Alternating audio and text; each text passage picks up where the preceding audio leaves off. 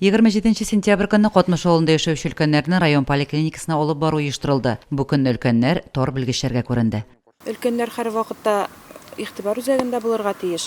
Бу проектның эшләп килүе безнең район халкына, өлкәннәргә бик файдалы проект дип уйлыйм. Алга таба да уңышлы гына эшләп килсен иде. Мөсим районына ел башыннан 1300 өлкән кешегә квота бирелгән. Квота нигезендә 1173 өлкән кеше диспансерлаштыру узган. Аларның 221 сәламәтлек мөмкинлекләре шикле райондашларыбыз. Безнең шушлай социаль яклау үзәгендә диспансеризациягә өлкәннәрне алып килү оештырылган инде. 65 яшьтән узганнарны алар инде бик теләп йөриләр. Һәр авылларга барабыз.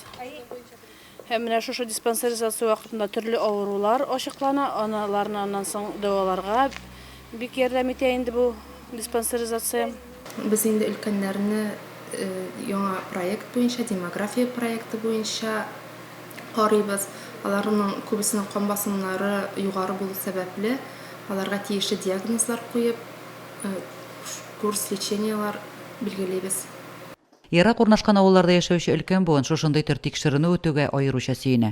Өлкәннәрнең үз вакытында тиешле медицина тикшерүләре һәм скрининглар үтүе аеруча шарт. Белгечләр лаборатор тикшерүләр, флюорография, ЭКГ үткәрә. Өлкәннәр барысы да алга таба дәвалану буенча киңәшләр ала. Авырулар юк, Аллага шөкер, сәламәт. Бернинди ширләр булып тора, инде бетеп тора. Бик зур рәхмәт, безне шулай итеп каршы алгаштан, шулай итеп зурлаган өчен мин инде бик сөенәм. Аллага шөкер. Не каждый может приехать сюда. И это нормально. Приедем, сразу же все делают нам. И это всегда нормально. И это кровь будем сдавать, флюорографию сдали, ЭКГ. Но ЭКГ мы уже и в Котмыше провели.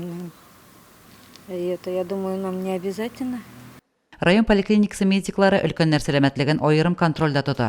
Ел башыннан 38 райондашыбыз тапшырылган анализлар нигезендә дәвалану өчен хастаханәгә салынган. Лилия Шәймиева, Динар Нуртдинов, Мөслим телевидениесе.